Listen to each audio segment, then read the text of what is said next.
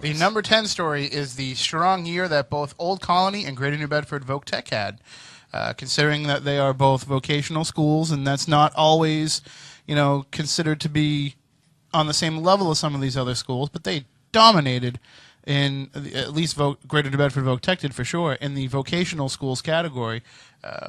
Was it 5? 5, yes, it was state 5, I vocational believe. It was titles. their cross-country team won the state vocational title. Both of their outdoor track teams. Mark Thornhill's got a pretty good dynasty going over there.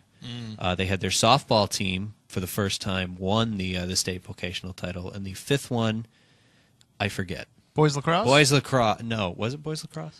I don't know. I know they were a very strong team this year. You know what? I joked earlier. I actually do have notes, and I'm going to go through them here, and I'm going to discover the answer to our very question. Well, while you're looking that up, we'll point out some of the individual award winners as well. Boys soccer. Boys soccer. Okay, there you go. Billy Dyers won the Cowens Award in basketball. First timer, I believe. The best. Well, I'm pretty sure Billy Dyers can only win it once. No, I mean Voc-Tech had I'm never. I'm not used to this frivolity from you. I'm used to coming in here and being bored to tears. I'm sorry. I'll stick with the professional. It's the hats throwing me off.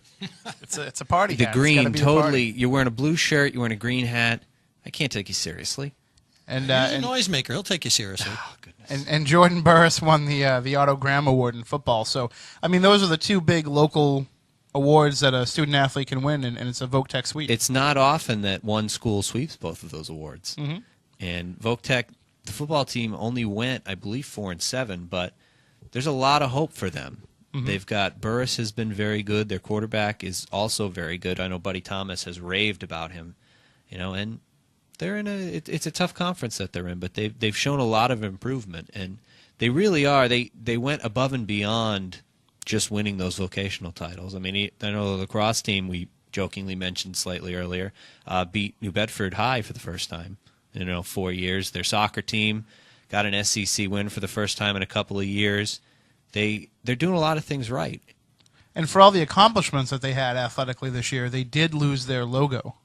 They did, but I like their new logo, which there's been some debate in the office how we feel about the new logo. For those who don't know the story. Yes. The story is that Voc-Tech used to use the Virginia Tech logo, which is a Virginia Tech. It's orange, kind of a puke orange and a maroon, a little VT connected. Voc-Tech used that in their green scheme for a while. Then Virginia Tech came along and said, you can't use that anymore. We have to end our copyright. So they had a contest, and one of the students of Voc-Tech basically cut the logo in half, intertwined the letters, and put GNB in it. And I think it looks very good.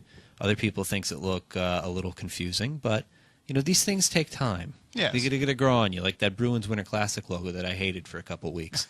Well, now you're seeing it everywhere. So absolutely. You have to get used to it. By the way, before we get off of GNB Voc-Tech, as the resident puck person, the Fry era ends. And after about 7 glorious years of Luke Fry patrolling the blue line as one of our premier defensemen in the area, and then 4 years of Mark Fry, one of our dominant forwards in the area, we are now into our first season of non-Fry hockey in quite some time at Voc-Tech, and that's just different, let me tell you. Didn't he have an 8-goal game this year? If I remember correctly. He went crazy. Toward the end of the year, he went on a rampage. Yeah, see, he had a bad start to his year. He was not playing up to his snuff. Thanks for bringing that up. But, yeah, he had some incredible games, including one. I think one included a shorthanded natural hat trick in one period, I think, also was part of that night.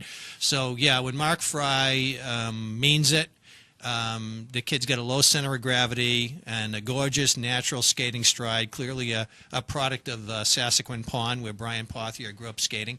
And, and it's Luke is now still patrolling the blue line with the Bandits in the EJ, which is the premier junior league in the Northeast U.S.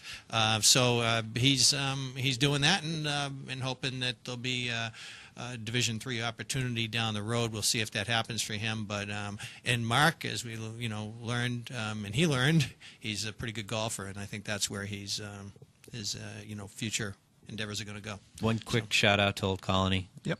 Our friends up in Rochester. The baseball team won the state Voc title, so also congrats to them.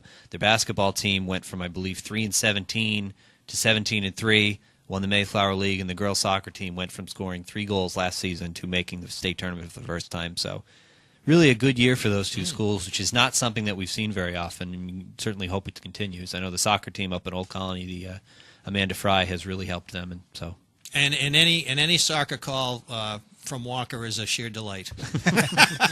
We love boys soccer at Old Colony just because Walker's on the other end of that phone. She's awesome.